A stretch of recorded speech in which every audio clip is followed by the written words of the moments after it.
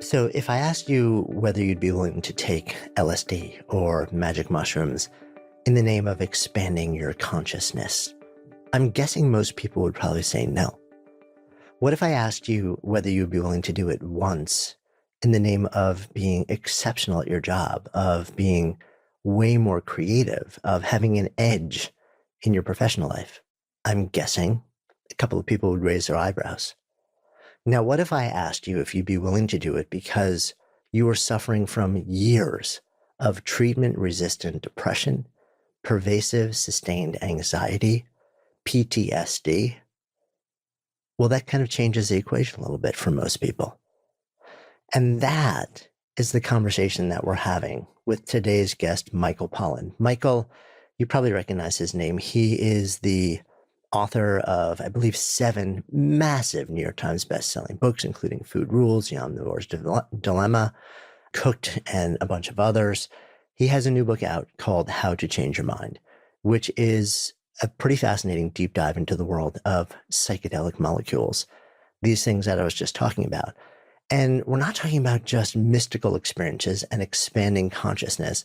It's a really fascinating look at both the therapeutic, the research, and the political history of these substances, the fact and the fiction, and man, is there a lot of fiction, and the resurgence, the profound resurgence of interest in these substances in the academic and scholarly research communities now. There are now large-scale trials going on at some of the biggest, most acclaimed and reputable research institutes in the world, like Johns Hopkins and NYU.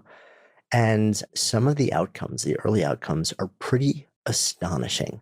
So we go into the ethical questions, the research outcomes, and then we dive into Michael's personal experience, as he pretty much does with everything that he writes. There comes a time where he feels that he can't write without in some way being able to write from the inside out and describe from his own experience what this whole thing is about. And that's exactly what he did. And he shares his own experience and how he kind of grappled with some of the questions around it as well. Really excited to share this deep dive with you. I'm Jonathan Fields, and this is Good Life Project. Good Life Project is supported by Intercontinental Hotels and Resorts, presenting their podcast series, Stories of the Intercontinental Life. So with more than 190 properties around the world in iconic destinations like Los Angeles, London, Cartagena, Intercontinental Hotels and Resorts offers endless opportunities to gain new perspectives through travel. And we've stayed actually at Intercontinental Hotels and Resorts a number of times around the world, including an incredible stay at their location in Bali, where the experience was absolutely breathtaking. I remember we felt like down to the last detail, we were being taken care of like family. And it was also wonderful to see how much of the Balinese culture was integrated into the experience. And now Intercontinental Hotels and Resorts is inviting you to come on a journey of discovery, where they uncover stories that reveal sides to the world that you'd never expect. Ones that will broaden your mind, excite your curiosity, and really stimulate your imagination with stories of the intercontinental life. And you can hear these stories of the intercontinental life at Apple Podcasts, Google Play, or wherever you find your podcasts.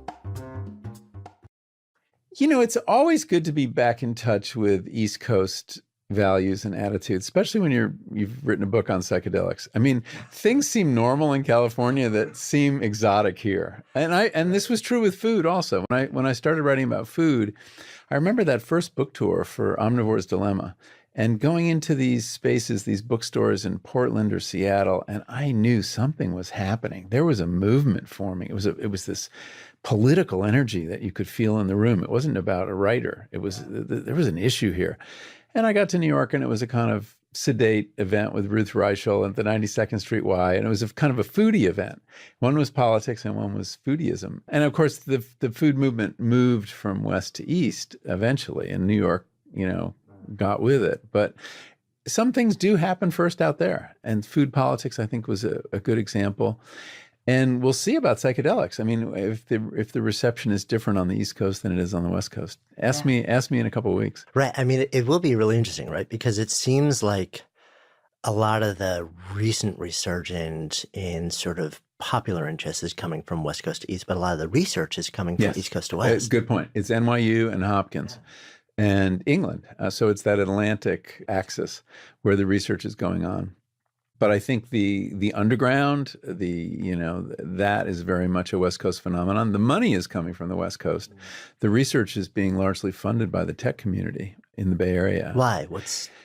A couple reasons. I mean, guys in tech, and I use the word guys because they're almost all guys, have a longstanding interest in psychedelics. Going back, I learned, and this was a surprise in the research, to the 50s, the early 50s, where a group of engineers got turned on to LSD, and they found it very useful in their work.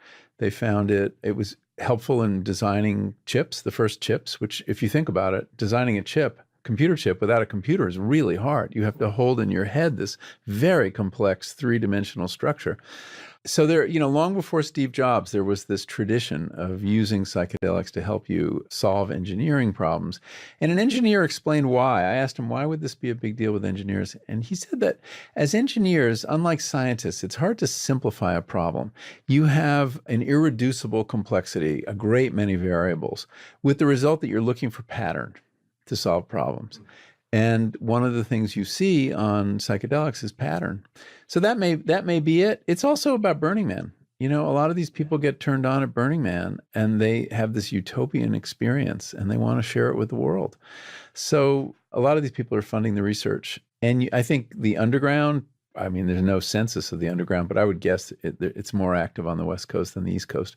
Although I've found, plenty of psychedelic guides on the East Coast as well. Yeah, I mean, that kind of confirms my very loose hold in people that I know and certainly various involvements. Well, Brooklyn is, there's a lot of ayahuasca going on in Brooklyn right now, I hear. It's amazing, actually. I've heard that same thing. So we kind of jumped into the deep end of the pool here. So why don't we take a little bit of a step back and create a little bit of context. You've written a bunch of different books that interestingly, in some way, seem to consistently touch on our relationship between human beings and the plant world, the natural world. Even going back to, what was it, the late 90s, mid 90s, when you wrote about you building your own little writing house. Yeah. Oh, yeah. A place of my own. And before that, I was writing essays about my garden in Connecticut, where we still have this house.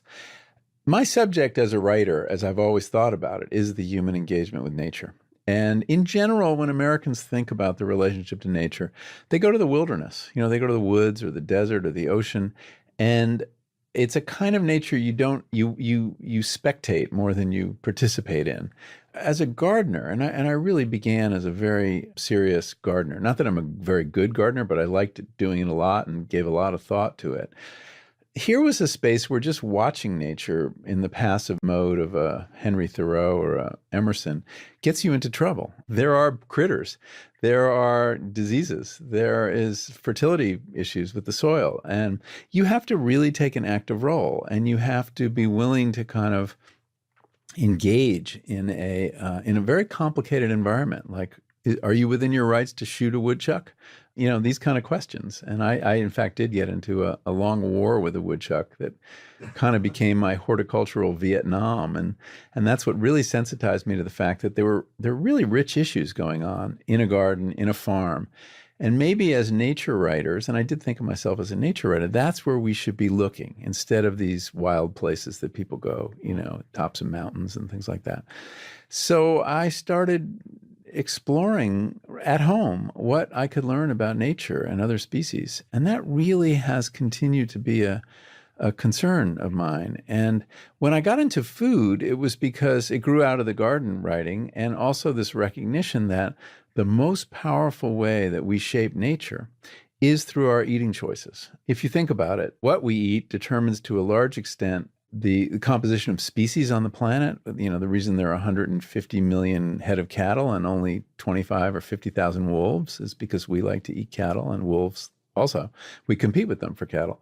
The fact that the edible grasses are the dominant species on the planet is because we eat edible grasses, corn and, rice and wheat. So, and then, our eating choices shape the composition of, the disposition of the land, how it looks. So much land has been deforested for agriculture. We've plowed it, we've leveled it, we've drained it, all to feed ourselves. And then you have the atmosphere. We're learning now that our eating choices represent probably our most profound or largest contributor to climate change, if we're meat eaters, certainly.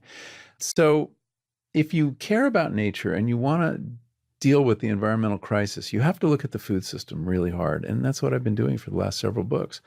But it's not my only interest in our engagement with the natural world. I've always been curious about this very strange fact that all peoples on Earth, as far as we know, with one exception I'll get to, have some plant or fungi, mushroom species that they use to change consciousness. And we routinely use plants, psychoactive plants, to change consciousness. If you had coffee or tea this morning, that's exactly what you've done. We do it with cigarettes. We do it with cannabis, obviously. We do it with the opiates. We do it with psychedelic mushrooms. And this is a curious human desire. It doesn't necessarily sound like it would be so good for us because there are problems with addiction, obviously, and people can kill themselves, overdosing on opiates very easily, as we're seeing right now. Yet we persist. And I've always been curious as to what is that about, because that's one of our most powerful engagements with the natural world, is using it to change what goes on in our heads. So, I mean, when you lay it out that way, there's a sort of a pretty clear through line through all of this that brings you to this place where you sort of say, maybe I need to explore deeper into this relationship. And yet you've been writing for, like some 3 decades before that. Why now? Well, I had touched on this a few times. I mean, in a book I wrote in 2001 called The Botany of Desire, there's a chapter on cannabis. I wrote a piece, and it's actually, I've just learned, the most popular piece on my website called Opium Made Easy. It was about growing opium in my garden and all the legal problems I ran into. And then I wrote about medical marijuana when that was coming up. I wrote about high-tech pot growers. So it has been a kind of sub-theme of my work for a long time. What happened now, though, to make me realize I needed to explore it more deeply was this revival of research. I started reading about these studies that are going on at NYU, at Johns Hopkins, giving psilocybin to people, some of whom had never used any psychedelic before. And psilocybin, for those who don't know. And yeah, psilocybin, sorry, is the chemical, the active chemical in magic mushrooms, psilocybe mushrooms. There's about 150 different mushrooms that produce this interesting chemical that has a lot in common with LSD. It works in the brain in similar ways, connects to the same receptors, and leads to a similar experience. They were giving, the first study I read about was giving these drugs to people who are struggling with cancer. They've had a cancer diagnosis, some of them terminal diagnoses. Others were just paralyzed by fear of recurrence, and they have anxiety and depression, and there's not much we have to offer them. Antidepressants don't help when you're confronting your mortality. It's a deeper, more existential condition. They were picking up on research that had been done in the 50s and 60s using LSD for the same thing. And what they found is that a high-dose psilocybin experience would occasion a profound mystical experience. Now, what is a mystical experience? It's hard to pin down. It was really defined for modern times by William James over 100 years ago. But it's an experience of feeling as though you're merging with some larger entity, often involves some sense of a contact with a higher power or the divine, a changing sense of time and space, often a sense of sacredness or meaning in what you're perceiving, something called the noetic sense, the belief that what you're seeing or feeling has profound truth. It's not just an opinion, it's a conviction that this is revealed truth. And that's a very important feature of psychedelic experience. And people who have these experiences, it's often a conversion. And it can help them change how they feel about their death, help them reset around an addiction and often overcome an addiction. So this experience is potentially a therapeutic agent. And that's the weird operative assumption of a lot of this research, that you're prescribing an experience, not just a drug. The drug occasions the experience, but not in everybody, in about 80% of people. Yeah, and I actually I want to deconstruct the whole sort of experience side of it also, but you mentioned that these researchers, the current research that's going on right now, and it seems to be growing by the minute, was really the continuation of something that started back in the 50s. But there hasn't been a seamless sort of, body of research. It started, there were some 1,000 or so different studies with tens of thousands of people who went through it, stunning results, and yet gone. I don't think we have an example of that, where a really promising line of inquiry, scientific inquiry, was stopped. What happened is the 60s. when psychedelics met the 60s, it was an explosive mix, the counterculture, and which took up psychedelics. The line that's usually, the way it's usually put is they leapt the wall of the laboratory and were into the eager arms of the counterculture. Timothy Leary, he's along the way, Timothy Leary made some important contributions, but along the way, he lost patience with science and decided that this was too important to go through placebo-controlled studies and do the rigmarole you have to do for science. He decided that was a game, and he had found a key to changing civilization for the better, expanding consciousness. And so he became an evangelist of psychedelics, and he started telling everybody, turn on, tune in, drop out.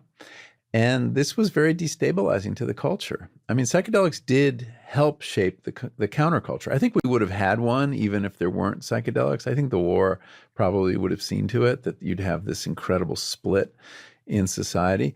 But as Leary said, kids who take LSD aren't going to fight your wars. And Nixon sure believed that. And he came after Leary, and he came after LSD in a big way. So you have this moral panic.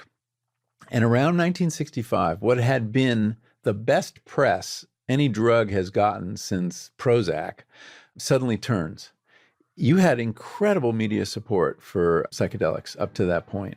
But at that point, it all turns on a dime. And it becomes very embarrassing to study it. There's a snicker factor in science. And here now you have this party drug, basically, that nobody will take seriously as a psychiatric medicine. So even before it becomes labeled that you can't touch it, it becomes radioactive. Right. Yeah, for a lot of people. And also, as it got into the counterculture, we got in touch with some of the risks. People were ending up in emergency rooms. We don't know, is that a panic attack, which a lot of people think, or was it a psychotic episode? It certainly looked like a psychotic episode, but very often it wasn't. There were a lot of scare stories out there. Art Linkletter's, very important TV personality of the period, his daughter had committed suicide, and he blamed it on LSD. Was it true or not? She had a lot of psychological problems. We don't have evidence that LSD or other psychedelics actually creates mental illness in people who don't have it or aren't already at risk for it. But it is a psychologically risky thing to do, and especially if you do it in a careless way, just dropping some acid and going to a concert, walking around Manhattan. People do stupid things when they take psychedelics, and they can walk out into traffic and fall off buildings. And so bad things did happen, but those bad things got an enormous amount of press. It's worth pointing out, though, that physiologically the risks of psychedelics are, to my shock, remarkably mild. They are, non-toxic virtually. There doesn't appear to be a lethal dose, and you can't say that, your Advil or Tylenol has a lethal dose. My chocolate has a lethal dose. And trust me, I consume a lot of it. So, but the risks are psychological, and they got exaggerated in the 60s, and we're still dealing with that right now, because I'm amazed talking to people who are well-informed, been around the block, that those stories of, well, what about those college kids staring at the sun till they went blind? That was a story. It was out there. It turns out to be an urban legend. It was actually concocted by a commissioner of the blind in the state of Washington to discourage kids from using LSD. It was a very, very well-intentioned, but it was bullshit. So sorting out the real risks and real problems from the urban legends was one of the things I wanted to do in this book. And I needed to assure myself before I would touch any of these drugs myself. So I used to be someone who, the minute I got home, the first thing I did was take off my shoes and socks because I couldn't stand either. Now, oddly, the first thing I do when I wake up is I put on my Bombas socks and I keep them on all day. Why in the world would I do that? Well, first, they've got a ton of really super fun colors and styles. And yes, I have pretty much every one of them. Today, for example, I am rocking a pair of crazy yummy black ankle socks with blue toes to make me feel a little bit jazzy. Whenever I work out, I grab my Bombas ankle socks. They have these really cool special blister tabs on the back that protect the backs of your ankles and stop them from slipping down. And I don't know what kind of voodoo they invented to make this happen, but they've removed that annoying little seam with the bump in the front of most other socks. And they have a special honeycomb arch support for your foot. My whole family is pretty much obsessed with with Bombas socks. Bombas also is fueled with a social impact mission. Turns out socks are the #1 requested item in homeless shelters across the US. So for every pair of socks that Bombas sells, they also donate one to someone in need. And I love getting behind companies that create great products and also serve a greater good. And as a Good Life Project listener, you can save 20% by visiting bombas.com/goodlife. That's BOMBAS.com/goodlife and entering the offer code GOODLIFE in the checkout code space, or just click the link in the show notes.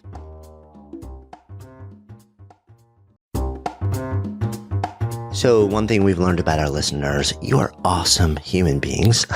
So we wanted to find a way to bring you all together in real life, and that's why we created Camp GLP. So imagine stepping out of your day-to-day life and just dropping into this gorgeous 130-acre natural playground for 3.5 days of learning, laughing, moving your body, midday naps, and reconnecting with people who see the world the way that you do and accept you as you are.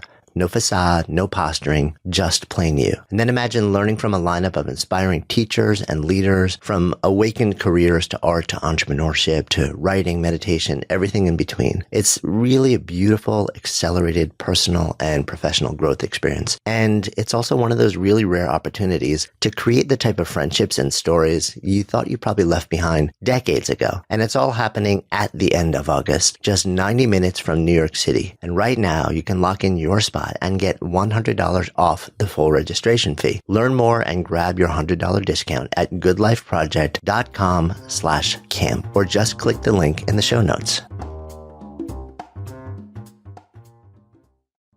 So this is what turns you on to the research that's happening now.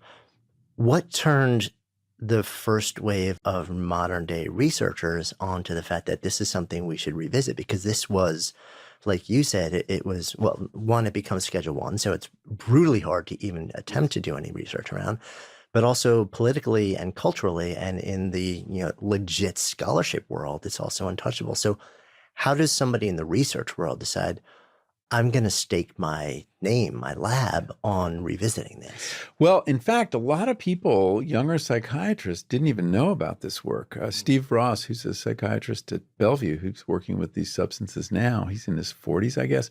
He said when he went through medical school, all he heard were the scare stories about LSD. He said learning about the early research was like excavating a buried body of knowledge. And so it really had been buried. But there were a handful of old-timers who wanted to bring it back. There was a brilliant psychiatrist at UCLA named Charles Grobe who helped. He was old enough to remember when it was being used and was looking for new agents to work with. There was, some of those old-timers were still around. Stan Groff, who was really an LSD psychiatrist for many years in the 60s, he was still around and he was talking to people. But basically they were non-scientists in many cases who led the revival. 2, 3, if you include England, that are worth mentioning. One is Rick Doblin. Rick Doblin he's a dog with a bone on this issue. He went to New College, this hippie college in Florida in the 80s, and he experienced LSD and MDMA, or ecstasy, and his aspiration in life was to become a psychedelic therapist. He thought these agents are so powerful. I want to work with them and help people. But by the time he graduated, they were both made illegal. MDMA lasted longer. That was made illegal in 85, I believe. And he decided to dedicate his life to bringing them back, to get them through the drug approval process. He went to the Kennedy School at Harvard to learn how you get a drug through the FDA.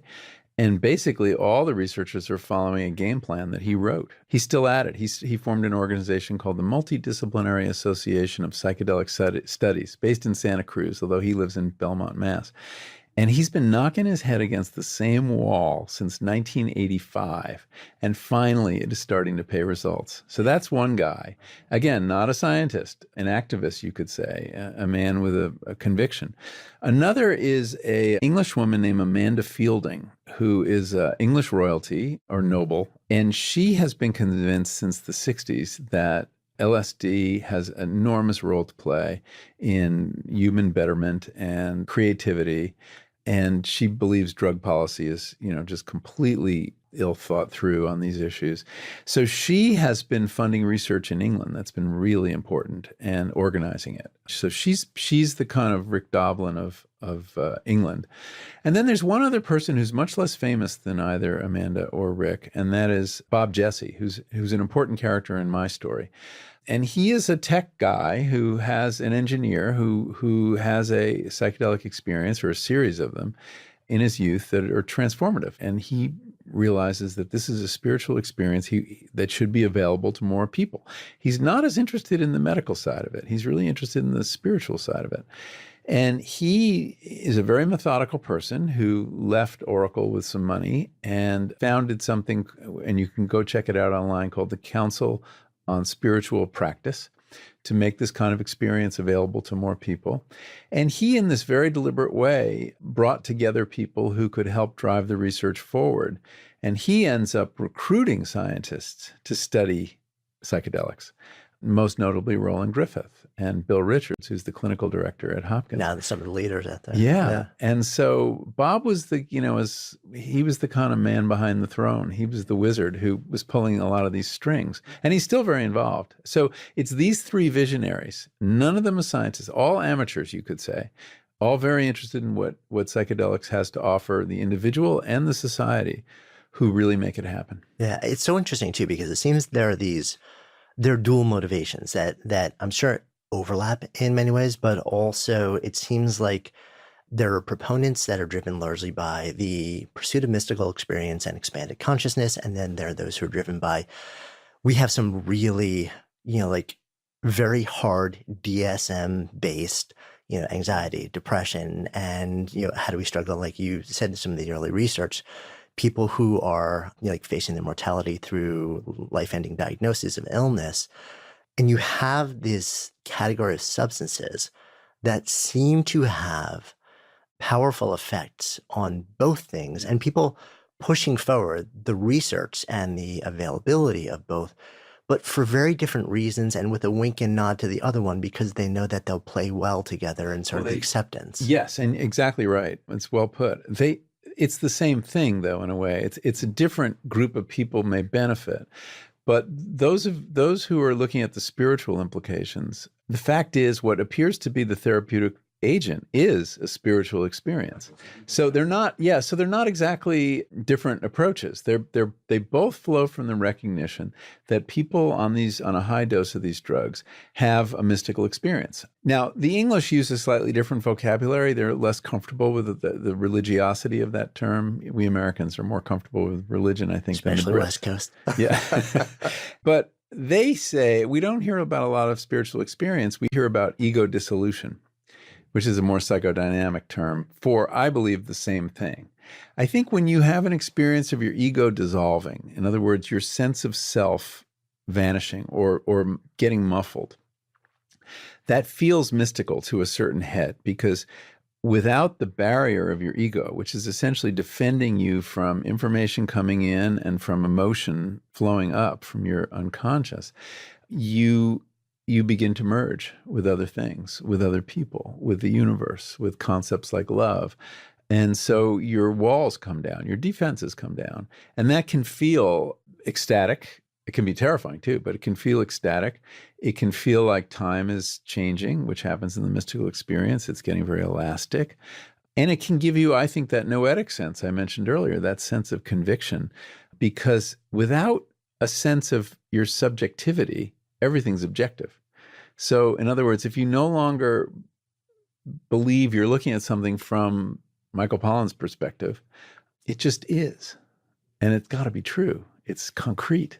So I think the mystical experience that's one vocabulary for an experience where I think the key thing is this dissolution of self. And that seems to help the people therapeutically, because it is our self that traps us in these narratives, these very destructive stories that people tell themselves, I can't get through the day without a cigarette, unworthy of love, all these kind of very destructive stories that our egos tell us and use to arm us against other people or nature or emotion, strong emotion. So, I think it's the same things going on. The issue becomes, should this be available only to people who have pathologies in the DSM? Or what about the rest of us who we may not be depressed or clinically anxious, but we sure do get trapped in destructive stories about ourselves, and we have egos that sometimes are a little too punishing or harsh to live under, and that we're stuck in habits, deep grooves of mental behavior that we'd love to get out of. So that's what Bob Jesse calls memorably the betterment of well people, looking after those people too. I think it's a lot safer politically to address people who are really suffering first, and that's certainly the focus of the research. Our mental health system's not working very well. It only reaches about half the people who need help. Rates of depression and suicide are climbing very quickly. I mean, suicide alarmingly fast. Rates of addiction are climbing as well. And anxiety, like regular I social mean, anxiety. The percentage of people who have clinical anxiety is, I don't know what the number is offhand, but it's really tremendous. So there's a lot of suffering that needs to be addressed. And we haven't had any new tools in psychiatry since really the introduction of the antidepressants, which takes you back to the late 80s when Prozac was introduced. One of the reasons I think that this renaissance has taken off is that establishment psychiatry is surprisingly open, out of desperation as much as anything, to exploring new approaches. And here comes this new/old approach. How much of it do you think also, and maybe this isn't a part of it at all, but we began talking about how we both, like I could probably name out a dozen different places where I know people are experimenting in different ways around New York. And I'm sure, it feels like there is this crowdsourced community of people who are experimenting and getting results, and then sort of turning back to healthcare professionals or people they know in the profession. And even if it's not professionally looking for advice, the stories of benefit are coming back. And if you have somebody who's in a profession where they really want to serve and help as much as humanly possible, and they have the tools available to them, the medication available to them, the skill sets, and they keep hearing over and over, there's this thing out there, and they keep hearing it's helping, but legally and ethically, they're bound not to involve themselves in it. I wonder how that is for the practitioner. I think it's very hard. I mean, there are two kinds of practitioners. They're the ones that say, fuck it, I'm going to use it anyway, and essentially are committing acts of civil disobedience on behalf of their clients. And then there are other people who are like, well, I've got to wait for this process to play out. And I can understand both approaches. Temperamentally, it takes a certain kind of person to say that I'm going to go against everything my society is telling me to do what I think is right for my patients. And other people who, want to stay on the right side of the law. I mean, there's enormous risk in using these drugs underground. Yeah, I mean, they're still Schedule I drugs, right? That's right. That's right. Which means what does that mean? What does well, Schedule I under the Controlled Substances Act, which is the big federal drug law, it puts medicines in different categories. Schedule I is the stiffest and least susceptible to any kind of use. So Schedule I means the drug has a high potential for abuse and no accepted medical use. Clearly not true for psychedelics, but there it is. Cannabis is in that category too. Opiates, not, because they do have an accepted medical use in pain relief. So they're Schedule II or III. And then it goes down. And MDMA is also Schedule I, ecstasy. So the path to making these drugs available to people is complete the phase 3 trials, which are about to get started this year. That's the last step in the 3-stage process of FDA approval. And then when the FDA has said this is indeed a medicine, the DEA, Drug Enforcement Administration, is obliged to reschedule it. And when that happens, whether they will or not, of course, remains to be seen. All bets are off right now with government bureaucratic action. And at that point, doctors, if they do reschedule it, doctors will be able, under some set of regulations, to prescribe these drugs. And that process, it may only be 5 years away. Which is kind of amazing given how long they were completely untouchable. It's, things are moving more quickly than I would have guessed when I first started. I wrote a piece on this psilocybin therapy for the New Yorker, in 2015.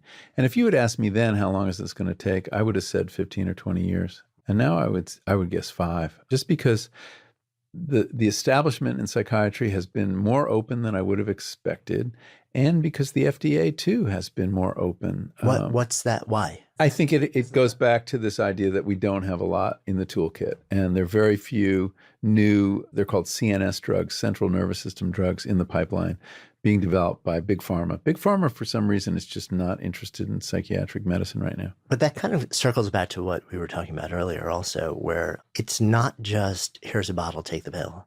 That is not the nature of treatment. Number one, you do a guided session in a clinical controlled environment with somebody who's trained to be there with you. But, in addition to that, it's, from what I know, and you're so much deeper into this, but, and you write about this, it doesn't look, I guess it's too easy to tell in the research, but it doesn't seem like this is the type of thing where it's like, take a pill once a day for life. No. It's almost the exact opposite. It's like which is a problem for Big Pharma. Right, exactly. They're in the business of selling pills that you have to take every day. And here is a treatment. It's very hard to fit into psychopharmacology as we know it. Here is an experience, essentially, that people have once or twice in a lifetime that seems to have this transformative effect. Or maybe, with depression, you have to do it every 6 months or every year. That's not a lot of pills. And then there is also the fact that, as you emphasized rightly, the guiding is very important. It's not enough. You can't just prescribe this, take this, go home. You've got to be with that person all day long, prepare them properly for what's about to happen, be present during the trip to help them if they get into trouble and look out for their physical welfare, and then help them integrate the experience after, make meaning out of what can be a very inchoate and confusing experience. That's a day's work for 2 therapists, and we don't have a model for that. And so I think that that's going to be a big challenge. How do we do this? Now, it might end up being cheaper than the kinds of behavioral health, so-called, that our health insurance now pays for, if you could have dramatic effects in that short amount of time. And the work on PTSD, post-traumatic stress disorder, and MDMA suggests that it might be possible to cure people of what has been a very difficult illness for returning vets and for women who've been abused. So the economics remain to be worked out. We don't really know. It could be cheaper, it could be more expensive than what we have now. The key, though, will be effectiveness. If it really proves out, the phase 2 trials are very encouraging. They showed a kind of result that there's no model for in psychiatric interventions. Much more effective than SSRIs. Dramatic changes in people's levels of anxiety and depression after one session. Smokers, there was a pilot study of smokers where 80% remained abstinent for 6 months, down to 67% after a year. Still, though, much more effective than any other treatment we have now to help people quit smoking.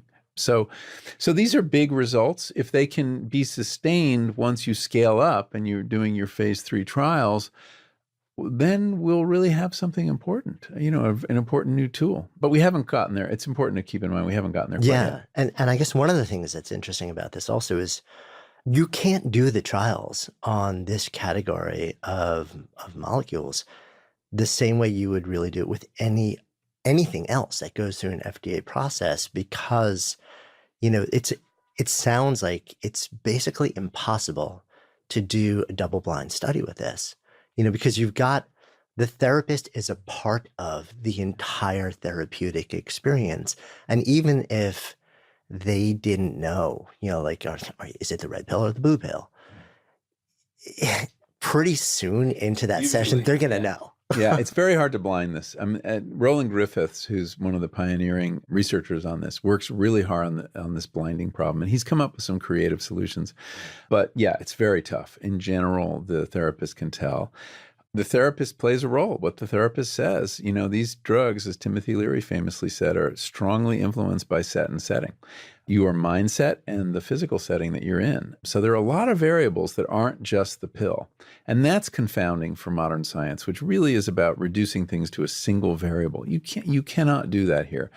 But another way to look at it is what we're testing is not a pill, but a package. And it should be called not psychedelic therapy, but psychedelic assisted psychotherapy.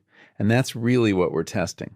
And that package involves a certain kind of guiding and a certain kind of preparation, a certain kind of integration. That's all part of what you're testing.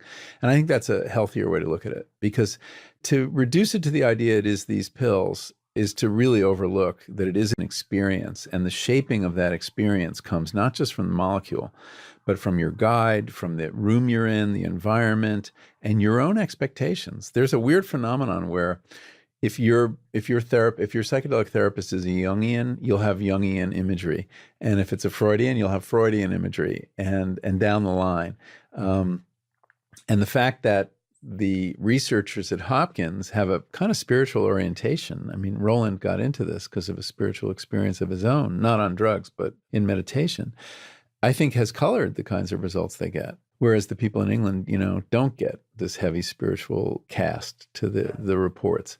So it's a challenge, not just to psychopharmacology, not just to big pharma, but to the very methods of modern reductive science. Yeah, it seems like it almost wars against the fiber of all of it, and yet, which is what's interesting about it. Right, exactly, and because the promise is so potentially big, that I think everybody's just kind of saying, like, we don't know what to do with this, but the potential is so great that let's kind of almost suspend judgment, suspend the rules for a window of time, and then maybe figure out how to backfill a new framework around how to work with this. Yeah, I mean, and I think, what we're doing in a way as a culture is trying to devise a container for these powerful medicines. And what kind of guiding do you need? What sort of environment is best? Who stands to gain the most? There's so much still to be learned.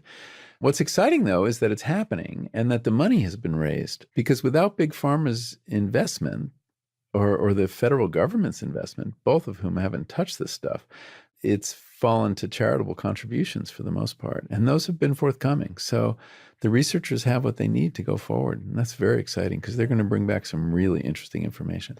You brought up something else, which is, there is this, okay, so we can potentially treat some things that have been really difficult to treat. But then there's the other side, which is, what about someone who's just kind of like cruising through life and they could be happier. They want to have a more expansive consciousness. And then what's happening out in Burning Man, what's happening out in the West Coast, what's happening in the tech startup world in Silicon Valley, where a lot of people are looking at this as, I am only as good as what I'm capable of conceiving.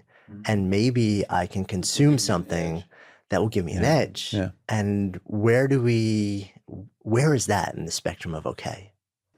Well, yeah, performance-enhancing drugs. And there's no question that there are people, not just in the tech world, who are microdosing with LSD very often, taking tiny doses. They're not having mystical experiences. They're not having any experience. Right, except, so it's like barely psychoactive. Yeah, and we don't know if this works at all. I mean, it's important to stress there's no science on this yet. There will be some. There's a study planned in England. I think there's one going on. For microdosing? Yeah. So we'll know more in a couple of years about microdosing. But so far, it's, people treat it as a brain vitamin. And the placebo effect is so powerful with psychedelics that they may be getting some benefit, but whether it's actually from the molecule or the idea, the conviction that this is helping, it's hard to say. And then there are other people who are using bigger doses to enhance creativity. And there's some studies that are about to take place about creativity. Creativity is very hard to study, though. We don't really know what it is. It's very hard to define. So there's this interesting study that Amanda Fielding is pioneering in England where they're going to use the game Go as a proxy for creativity and see if if LSD improves people's performance in this game or not. I've never played Go, so I don't know whether it's a good proxy or not, but it's an interesting wager. Yeah. And this also brings it around to you. So because you are a creative professional, you are a writer, you're somebody who immerses yourself very much in whatever the subject you're working on. And at some point during your explanation and writing this book, you make the decision that I can't just write about this. I can't just meet all the researchers and study it, but I actually have to experience it from the inside out. Even though you didn't come into it as, hey, this is awesome. I'm going to go trip and have mystical experiences. And I completely buy into it. Like this was not your wiring. No, I was very nervous about it. I was a very reluctant psychonaut. I had not had extensive experience with these drugs when I was young. For some reason, I came along a little bit late and I heard all the horror stories. And I thought, this could put me over the edge. I was really afraid of psychedelics. But as I started talking to more people and learned about the guided experience, which is substantially different, I can't emphasize that too much, where someone is with you the whole time, they're looking out for your physical well-being, they know what to say if you start freaking out. That was very appealing to me. And being near a hospital emergency room, that was appealing too. Although I didn't end up having that benefit because I couldn't participate in the above ground trials. I didn't qualify. And they probably didn't want a journalist, doing it. So I spent a lot of time looking at the safety issues and interviewing guides until I found some people I was comfortable with. But I did feel I had to do it. There was no other way to understand what was going on that I was hearing from these volunteers. What they were saying seemed so surprising and unlikely that I felt I had to see for myself. There's also the fact that that's the kind of journalism I do. When I wrote about the cattle industry, I bought a steer. When I wanted to write about architecture, I built a house. When I wanted to learn how to bake, I apprenticed myself to the greatest baker in the country. That's what I do. I do immersion journalism. Yeah, but this is different. Yeah. I agree. I get that. Building the house was tough too. But Yeah, no, it is different. I was putting more skin in the game. Definitely. And exposing myself. This is the most personal book I've written. I write in the first person and tell about my misadventures, but it's all at a certain distance. I don't disclose that much about myself. You can't write about your psychedelic journeys without exposing yourself in a way that was a challenge for me as a writer. So, but I think when journalists do have skin in the game, it's a way to avoid the usual traps of cynicism and disinterest that, are just kind of easy stances. You're on the sidelines. And I feel that we write better and help people see what an experience is like when we write about it from the inside. So I felt it was kind of my brand as a writer, and that was another obligation, plus my curiosity. Plus, frankly, these people were having experiences that I thought could be useful to me. I mean, when I started this, I was approaching 60. I was having, getting to that point in life where, I had these mental algorithms that got me through the day, that helped me deal with whatever life threw at me, but they were also kind of habits. And habit is powerful. It's very adaptive to have habits, but it also blinds you to experience and novelty and wonder. And the fact that these people were putting aside their habits and their usual perspectives and acquiring radical new perspectives on their own life, that was really tempting. And then there was the fact that I don't think I'd ever had a spiritual experience, at least as I read about them. Time was getting short. I was curious about that too. And then lastly was the fact that my dad had gotten a terminal diagnosis. And there was a conversation about death that he really didn't want to have. He was of a certain generation where you didn't talk that much about it. And I don't even know to this day, he died in January, how he processed it. He did process it, I think. But I wanted to process it too. And I found by especially working with these people, the volunteers in the cancer anxiety studies, that it was a good way I could have these conversations, these really intense conversations with people about their mortality, about their fear. That was, really compelling to me given where I was in life. You've also said that mystical experience, if indeed it does happen when you take these substances, can profoundly change somebody. Yeah. They can come back with a very different experience of themselves and of the world and of their relationships. And you're married for a long time. So when you make a decision to say, okay, remember how I was, really wanted to bake? Well, this time, my wife had some misgivings. Right, yeah. Because this is not just potentially going to affect you. Like, what is this going to do to the relationship potentially? And that was an issue, and we discussed that. My wife was initially of two minds. One was she was thrilled I had a new subject, and that she wasn't going to have to hear me talk about food anymore. And no, she just thought, she's an artist herself, and she is a very restless artist. And so her work changes every year dramatically. She really believes in, once you've gotten this down, move on, don't repeat yourself. And that's been a model to me. But so she was very excited at the idea I was taking on a new subject at this point where I had a very comfortable niche in the old subject. There was no pressure for me to mess with things. On the other hand, she thought this could be destabilizing. If one of us has a big experience that turns out to be transformative and the other one doesn't, what does that mean?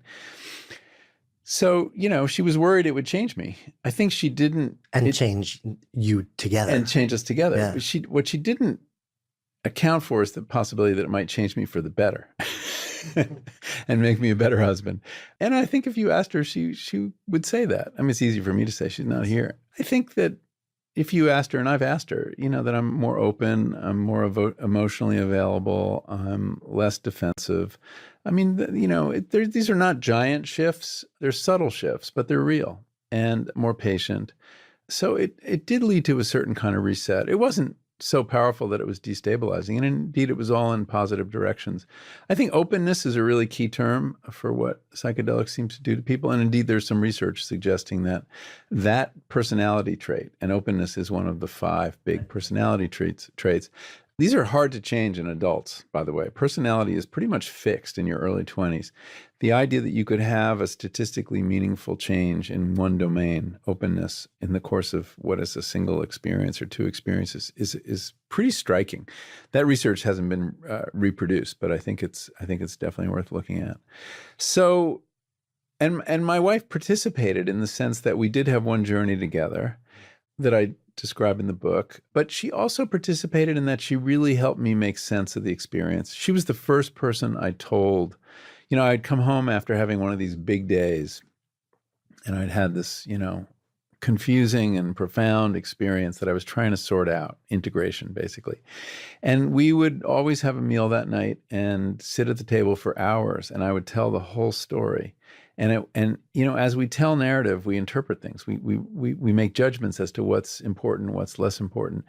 And that process, which she helped me through, because she could connect the dots and say, oh, well, of course you turned into your grandfather because you had this relationship to him and this was unresolved or whatever. I mean, she knows me really well. We've been together since we were in college. So she played a role in making meaning out of the experience, and that is part of the experience. So it wasn't like something I went off and did on my own. Yeah. Do you feel like this would have been a different book, not because you now have different, now you can write about the experience yourself firsthand.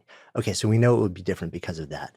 Do you feel like this would have been a different book because the nature of actually having experienced these substances yourself in some way changed you in a way that you wrote it differently, you write differently, you see your experience differently? That's an interesting question. Terry Gross asked the same question this morning, and I was a bit at a loss about it. The parts of the book I had the most trepidation about approaching was the trips. It's hard to write well. You think about people telling you about their dreams. It's pretty boring, and you can really lose people. And I've seen a lot of really bad trip reports online, and talking about a mystical experience can sound really empty. And I've read mystical experiences, and they never really resonated with me. So, but in the event, I actually thoroughly enjoyed writing the trip reports and got a lot out of it. And I think I found a voice where I could do it and be inside them in their full weirdness, yet outside them as a normal person, and go back and forth between those 2 perspectives. So it was a huge literary challenge. The fact that, whether I succeeded in it or not, the reader will decide. But I was satisfied with the way I was able to get this on paper, that there was a truth to them. This is really what it was like.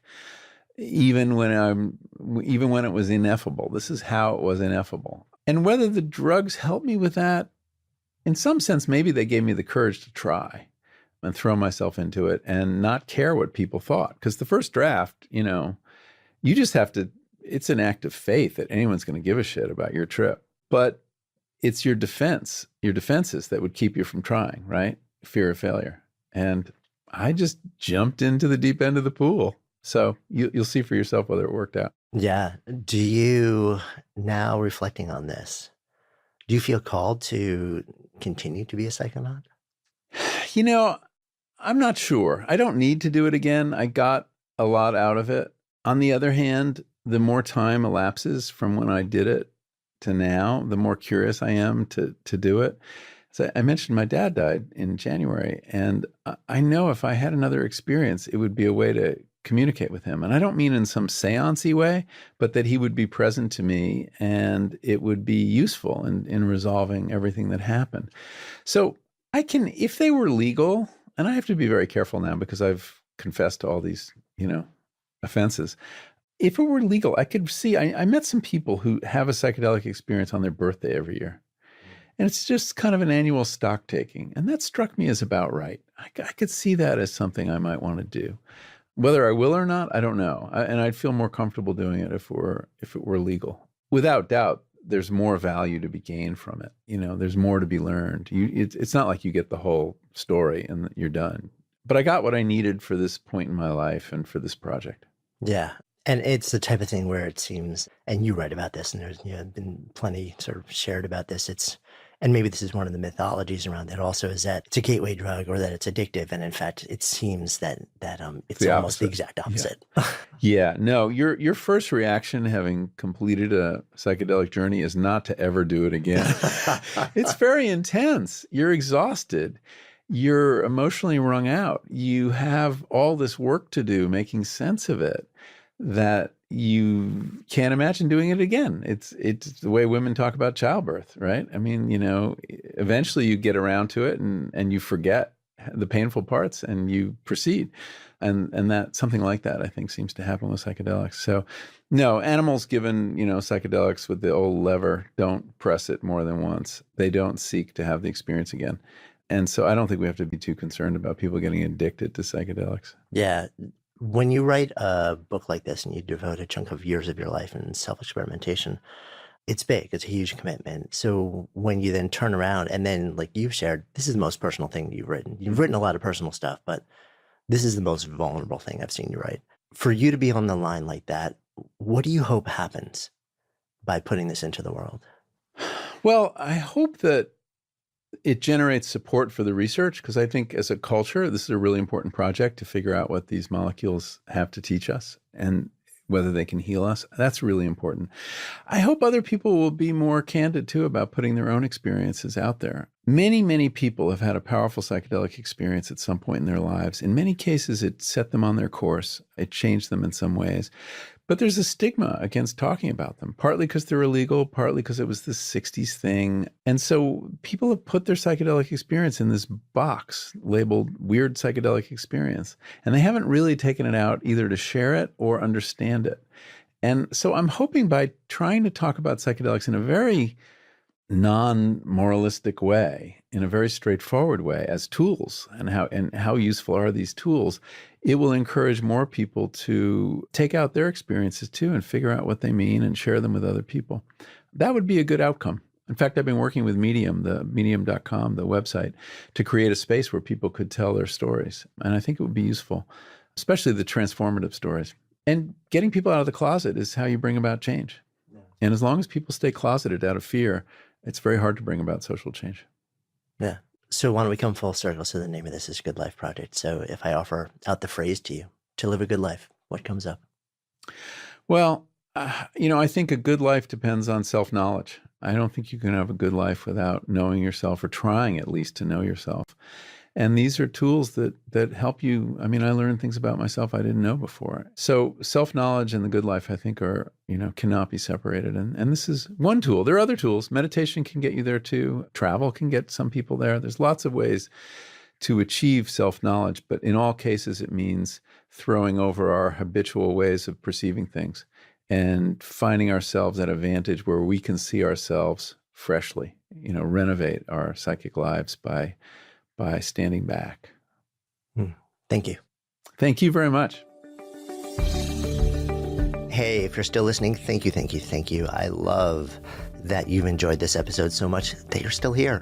That's awesome. You are awesome. And while we're wrapping things up, might as well share a quick shout out to our really fantastic brand partners. If you dig this show, and I'm guessing you do because you're still here, please support them. They help make the podcast possible. Check out the links in today's show notes. Oh, and don't forget also, grab your spot at this year's Camp GLP. I will be there. Our amazing family will be there waiting to hug it out, to talk it out, to just really enjoy our time together. If you've been waiting, be sure to register soon and lock in your spot and get our final $100 discount. Visit goodlifeproject.com/camp today to learn more, or just click the link in the show notes. See you next week.